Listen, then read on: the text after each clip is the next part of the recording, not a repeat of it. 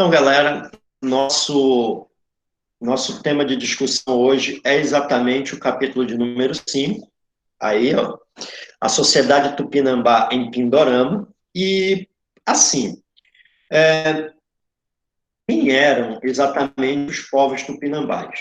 Os povos tupinambás eram um povo que habitava exatamente a região que hoje é o Brasil, e né, hoje é o dia aí do descobrimento do Brasil. Essa ideia de descobrimento ela tem que ser abolida das nossas mentes. Primeiro que os europeus, eles não foram, aliás, os portugueses, eles não foram os que chegaram aqui primeiramente. O Brasil é habitado, para a gente lembrar questões do ano passado, há pelo menos 50 mil anos antes de Cristo o Brasil é habitado, né? Outra questão, os portugueses não foram os primeiros europeus a chegarem ao Brasil ou se aproximarem de terras brasileiras. Existem relatos, e aí, sem grandes documentações, mas há relatos, de que os chineses teriam vindo à região aqui do Brasil ali por volta do século XIV. Posteriormente, há relatos que um navegador italiano chamado Jean Cousin esteve aqui em terras brasileiras, do que hoje é o Brasil, em 1488. Duarte Pacheco da Costa, em 1498. Vicente Ianês Pison, em 1500, ali em janeiro de 1500. E só depois que o Cabral chegou ao Brasil em abril de 1500. Então, essa ideia é uma falácia de que o Brasil foi descoberto por Pedro Álvares Cabral e tudo mais. Além do próprio Cabral, ainda teve aqui o Américo Vespúcio, ainda teve aqui o Diogo Delep, que foram anteriores ao Cabral também. Então, o Brasil não foi descoberto coisa nenhuma pelos portugueses. O que os portugueses fizeram foi, com a esquadra de Cabral, em 22 de abril de 1500, foi tomar posse da terra que eles denominaram Brasil. Certo? E essa terra denominada Brasil, quando os portugueses chegaram aqui, tinha um povo que habitava ali o litoral. Certo? E esse povo os povos, melhor dizendo, de língua tupi, que chamavam essa região que hoje é o Brasil de Pindorama, que é exatamente o quê? Terra das palmeiras, terra de árvores grandes e altas. Era assim que os habitantes do que posteriormente foi chamado pelos portugueses de Brasil denominavam essa área. Certo? Havia um índio entre esses tupis chamado Cunhambebe. Esse índio, ele habitava a região do que hoje é o Cabo Frio, atual Rio de Janeiro, né? Entre o Cabo Frio e Bertioga, entre o Rio de Janeiro e São Paulo. Ele era dos Tamoios, ele era da tribo dos Tamoios. Ele falava tupi, e esse Cunhambebe, diziam ali os portugueses que ele era um homem forte, um homem alto, né? Esse Cunhambebe, ele liderou frotas que combateu ali uns indígenas chamados tupiniquins, que viviam no planalto ali do que hoje é São Paulo, a região de Piratininga, e ele também derrotou os índios terminóis que viviam na Baía da Guanabara, no Rio de Janeiro. E ali os tamoios acabaram se fixando. Esse Cunhambebe ele ficou muito famoso porque ele enfrentou também os portugueses. Né? Os portugueses tentaram dominar os tamoios, o Cunhambebe e os seus indígenas, aos quais ele liderava, aprenderam também a usar armas de fogo. Ele chegou a colecionar como troféus ali uma espada e 6 canhões que ele haviam tomado dos portugueses. Então, ele era, em certa medida, um dos índios mais temidos ali por parte dos portugueses. E essa imagem aqui é uma imagem do Cunhambebe, que foi feita pelo André Thèbes no século XVI. E o Cunhambebe, ele tinha ali uma situação importante. Havia essa relação também dos tamoios com os franceses, porque os franceses acabaram invadindo as terras brasileiras justamente para quê? Para tomá-las, e os indígenas acabaram ali se unindo aos franceses. Então, o povo e a língua tupi, esse povo e essa língua, eles habitaram ali o litoral brasileiro. Quando os europeus chegaram ao Brasil, os portugueses chegaram ao Brasil em 1500, eles tiveram contato com esses povos ali de língua tupi, porque são povos, tem que se falar no plural, porque os povos tupi são vários grupos, como, por exemplo, tupiniquins, tamoios, terminóis, tupinambás, tá? E muitos outros. E, a partir daí, por terem uma língua próxima, costumes próximos, eles acabaram ali sendo denominados de tupi. E os nomes dessas comunidades, dessas tribos, desses grupos, esses nomes, muitos deles são nomes propriamente ameríndios, ou seja, dos indígenas da América, né? E outros foram exatamente os europeus que acabaram ali dando a nomenclatura. Nós temos aqui os principais grupos indígenas que viviam no litoral brasileiro.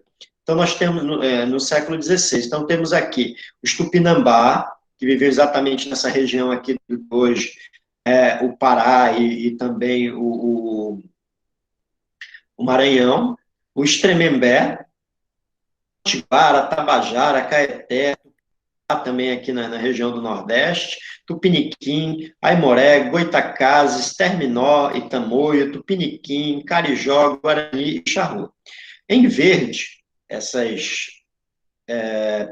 posses aqui em verde, são todos povos de língua tupi, tá? Ou seja, que falam tupi, que têm os costumes dos tupis. Na parte em rosa, né, Tremembé, Goitacazes, essa parte aqui dos Aimoré, e também o Charrua, são povos de outros troncos linguísticos, tá? Como, por exemplo, o tronco linguístico Gé, ou Macro-Gé. Então, são esses povos que acabavam habitando aqui o litoral brasileiro com a chegada dos portugueses, tá? Pontos importantes. Os aimorés ou charruas, eles acabavam sendo chamados ali pelos indígenas de tapuia. Por quê? Eles eram chamados dessa forma porque eles não falavam a língua tupi. Então, eles acabavam sendo denominados pelos próprios tupis como tapuias, aqueles que não falam tupi. E o tapuia seria ali uma linguagem, vamos dizer assim, mais complicada na visão dos tupis. Os indígenas que falavam línguas diferentes dos tupis eram os de língua Gé, nessa questão do litoral, e outros ali, grupos indígenas que também habitavam o interior do Brasil, como os Krenaques, que viviam na região do que hoje seria Minas Gerais, e os Carajás, na região do Rio Araguaia, né, que fica localizada ali no centro-oeste e no norte do Brasil.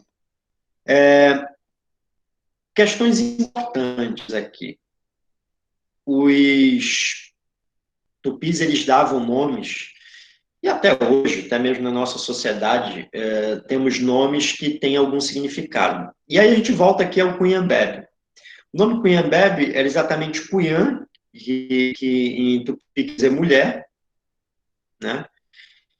E o nome Cunhambebe significa mulher que voa. Mas, assim, alguns estudiosos acham difícil que o nome do Cunhambebe se daria dessa forma. Porque o Cunhambebe era um guerreiro assim, que tinha uma atividade muito importante, né? Naquela época, as mulheres, por exemplo, elas tinham como principal ponto aí cuidar dos filhos, trabalhar na agricultura de mandioca e produzir o cauim. O que era o cauim? Era uma bebida alcoólica, né, que os índios usavam ali nas festas, tá? E o Cunhambebe era homem, não mulher, e não voava, é claro, daí o nome dele não está ligado exatamente a essa ideologia. Aqui nós temos exatamente os índios tapuias, né? Pode ser Aimorés, né? Essa aqui é uma obra do holandês Albert Eckhout, de 1641. tá? Mostra um pouco ali das festas que acabavam sendo feitas ali por esses indígenas. E essa bebida, o cauim, ela acabava sendo produzida à base da mandioca, né? Ele é apreciado até hoje por grupos indígenas da Amazônia, né, e de outras regiões. Entre os tupis, as mulheres é que produziam a bebida, elas mastigavam as raízes pré-cozidas da mandioca até formar uma pasta e cuspiam numa panela de barro, né, depois colocavam no fogo, mexiam com uma colher de pau, e aí o cauim era reservado ali, né, passava para fermentar, e aí os índios tomavam aquilo ali no período das festas, tá? Então, aqui nós temos aqui a representação da produção do cauim. Vocês podem ver que aqui nessa imagem elas estão dando aquela cuspidinha, né, ali naquela tigela para depois botar no fogo e todo mundo tomar deliciosamente. A maloca era exatamente a casa dos indígenas. Nessas malocas moravam ali cerca de 50 a 200 pessoas, tá? Essas malocas não tinham divisão interna, ou seja, o espaço ele era utilizado por todos. O chefe da maloca, ou seja, o chefe da casa era sempre um grande guerreiro. Não por acaso que a palavra maloca significa casa de guerra, né? Embora no interior da maloca devesse ali prevalecer a paz. Então, aqui nós temos exatamente uma aldeia indígena fortificada, como nós podemos observar. Essa é uma ilustração do francês Théodore Brie, de cerca de 591 a.C., tá? Então, nós podemos ver essa maloca. E aqui nós temos até mesmo alguns outros grupos indígenas tentando atacar essa maloca e sendo escorraçados ali, né? Sendo postos a correr pelos guerreiros que faziam ali a proteção. Um ponto importante, os tupis, eles praticavam antropofagia. O que seria exatamente antropofagia? Eles praticavam a ideia de comer, né, de devorar o inimigo. Eles guerreavam ali contra os indígenas inimigos. Os guerreiros homens que acabavam ali ficando vivos, acabavam ali sendo capturados e levados ali para esse ritual de antropofagia, que era exatamente comer a carne humana. Por que a antropofagia não é canibalismo? Canibalismo é você comer a carne humana por prazer, satisfação, saciar uma determinada necessidade que se tem. Já a antropofagia, ela é o quê? Ela é a ideia de, ao comer o inimigo, ao devorar o inimigo, você estará fazendo o quê? Recebendo os poderes, né? Recebendo todas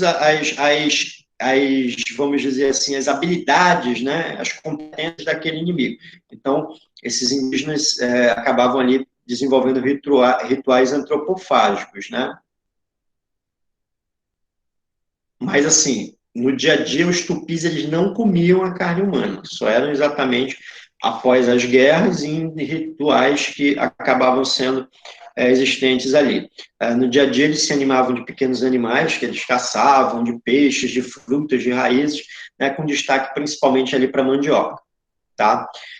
Os europeus, em relação à mandioca, acabaram estabelecendo que essa região seria exatamente o paraíso da mandioca, porque os tupis a cultivavam muito e utilizavam exatamente como a principal raiz comestível, mas também comiam rabanete, cenoura, batata doce, eram algumas também que acabavam ali sendo utilizadas. Então, como nós falamos aqui, a antropofagia ela fez parte ali de todo o processo da cultura tupi. Eles amarravam o indivíduo na mussurana, né, e matavam com um golpe desse tacape aqui na cabeça, que aí matava o cara rapidamente. Tá? Então, era exatamente assim que acontecia. E aí tinha algumas situações, por exemplo, os homens ficavam com os braços, ficavam com as pernas, assim, o símbolo da virilidade, o símbolo da força. As crianças comiam os cérebros, as mulheres comiam o intestino, e até mesmo essa situação de comer o intestino foi daí que originou o mingau, né, porque elas botavam ali para para fazer, para cozinhar, e aí gerou exatamente a ideia ali do mingau. Os pajés, quem eram os pajés? Eles eram exatamente aqueles que cuidavam das questões em relação, pajés ou xamãs, os tupis pajés, né? Eles cuidavam dessas cerimônias rituais, né? Dessas homenagens, dessas oferendas aos deuses, tá? Então, esses eram os pajés.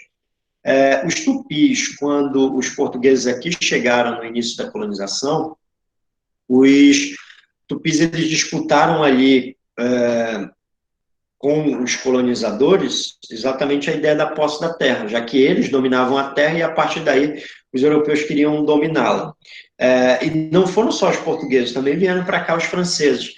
E aí até nesse processo, por exemplo, os tamoios, que eram inimigos dos tupis, chefiados pelo Cunhambebe, eles se aliaram aos franceses para combater os portugueses que eram aliados dos tupis. E a partir daí nós tivemos uma guerra, né?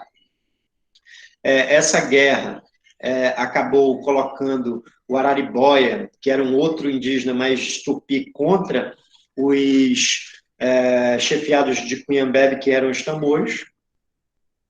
E o que acaba acontecendo? Os portugueses acabam prevalecendo, os portugueses expulsam os franceses, também derrotam ali os tamoios e os indígenas acabaram ali sendo escravizados, acabaram sendo dizimados, certo? E essa dizimação, ela acaba vindo ali por meio de doenças, por meio de guerras, por meio de destruição cultural.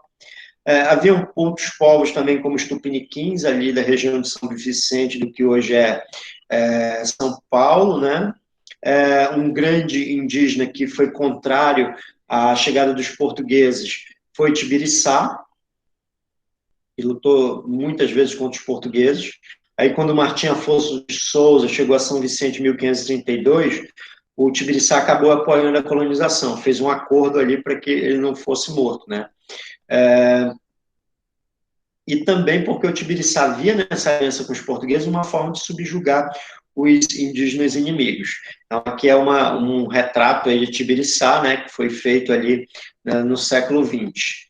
Os tupinambás, eles acabavam espalhados ali pela Bahia, pela região do Pará. Os tupinambás, eles acabaram ali sendo um grupo que, após a chegada dos europeus, eles tiveram que fugir para não serem dizimados, chegaram até a região da Amazônia. Também tínhamos ali os potiguaras e tabajaras, na região do Rio Grande do Norte, tá? Que também fizeram guerra contra a dominação portuguesa, tá? E temos aqui a ideia. Os tupis foram aliados ou vítimas da colonização? Assim, quando os tupis eles percebiam que podiam tirar proveito de determinadas situações, como, por exemplo, eliminar inimigos seus, eles se aliavam aos portugueses. Mas quando eles percebiam também que os portugueses queriam escravizá-los, queriam explorá-los, o que faziam? Eles se revoltavam. E aí não eram tão aliados assim da colonização. As epidemias, as doenças, elas acabaram arrasando as sociedades indígenas, mesmo porque esses indígenas acabaram tendo contato ali com doenças às quais eles não tinham anticorpos para combater, como, por exemplo, a varíola, né? E também a sífilis. São duas doenças ali que acabaram ali sendo de extrema complicação para os indígenas, que a partir daí morriam com uma facilidade imensa e tremenda. Estima-se que a população que existia no Brasil antes da chegada dos europeus era uma população que poderia ter chegado ali até 10 milhões de habitantes. Né? Os tupis acredita-se ali que eram cerca de 3 milhões, somente no litoral brasileiro. E na Amazônia, essa população ela poderia ter chegado ali entre a população desses nativos, desses ameríndios, entre 5 milhões até 7 milhões. Tá? Então, poderíamos ter isso. Só a epidemia da gripe, que foram os europeus que trouxeram para a América, até 1562, matou pelo menos 30 mil pessoas na Bahia. E a varíola matou 1/3 dos tupinambás, ou seja, os tupinambás eles giravam ali em cerca de 3 milhões, a varíola matou cerca de 1 milhão de pessoas, tá? Só para a gente ter uma ideia. No Rio de Janeiro, por exemplo, a aldeia de São Lourenço, que era chefiada ali pelo Araribóia, tinha cerca de 3.000 indígenas, né? Um século depois, os Terminóis, que era a aldeia do grupo do Araribóia, só tinha 300 indivíduos, devido a essa ideia de dizimação. Essa dizimação ela foi física, mas ela também foi cultural. Ela foi através de guerra, mas também se deu por parte de doenças. Tá? Então temos que perceber isso. O próprio Tibiriçá, um outro indígena, ele acabou morrendo com disenteria, né? Enfraqueceu ali devido à disenteria, à diarreia. E o Cunhambebe, que era o valoroso guerreiro Tamoio, também foi vítima de uma epidemia, né? Ele não morreu lutando contra inimigos, ele morreu vítima de varíola. Tá? Então, eram exatamente essas doenças aí que acabavam assolando os indígenas e, consequentemente, os matando. Tá? Então, deixa eu parar aqui a gravação, tá? Nesse momento.